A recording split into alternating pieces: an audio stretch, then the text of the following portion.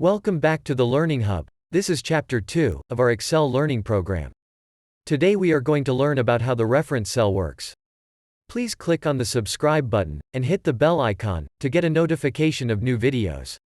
If you see here is the cell address B2, if you are typing any value in the original cell, and if you want the same value should reflect in the reference cell, there are multiple ways to do so.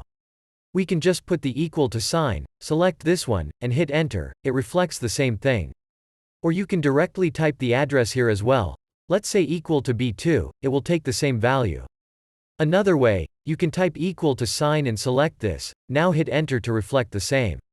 So the beauty of this reference cell is that whenever you change the original value, it will reflect everywhere, wherever you have the reference cell. So if you are changing it to value 2, hit enter and look at this, it has changed the value everywhere? This is the beauty. If you have multiple places where you need to give the reference of this value, it is very useful formula. Sometimes we need to change the value at 10, 20 or 30 times, and in those cases, you don't need to type the value at each and every place. You just type the value only in the original cell, and once you change the original cell value, the same will reflect everywhere.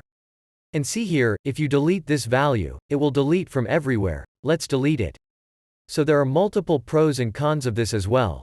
If you change the value of the reference cell accidentally, it will change everywhere.